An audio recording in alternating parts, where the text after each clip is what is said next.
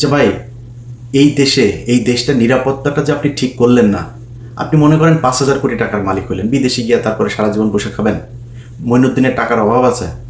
যে পরিমাণে ধান্দাবাজি সে করে গিয়েছে 111-এ, বহুত টাকা। জিজ্ঞেস করেন তো কেমন আছে, ফোন দিয়ে যাইনেন ভাই কেমন আছেন, আমেরিকাতেই তো আছেন, খুব আরামেই তো আছেন, তাই না? জিজ্ঞেস করেন তো কেমন লাগে। এত মজা না বিদেশের জীবন।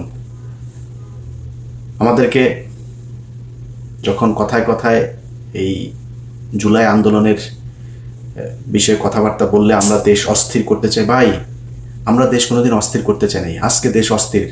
আমরা যেগুলো নিয়ে কথা বলেছি সেগুলোর সরান নাই, সেই কারণে আজকে দেশ অস্থির।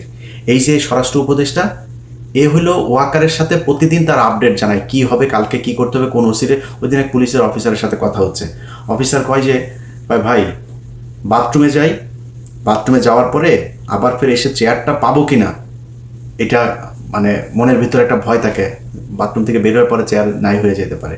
এইভাবে পুলিশ কাজ করতে পারে নাকি?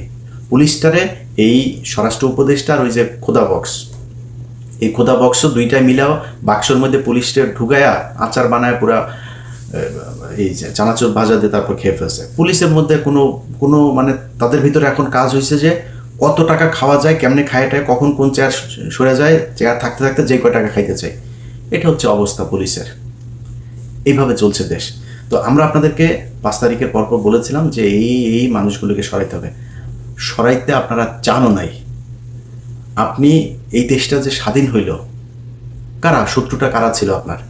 ভারত ছিল না?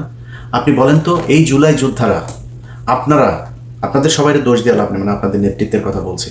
আপনাদের নেতৃত্ব কোন ইস্যুটা নিয়ে হঠাৎ করে হাইকোর্টের এখানে হাসনাত আবদুল্লাহ একিয়ে দিল, সবাই রাজুতে চলে আসো, হাইকোর্টে যায়, তাপ করে 15-20 জনকে আপনারা ফেলাই দিলেন। আর ফেলান নাই কেন? আর কোথায় যান নাই কেন?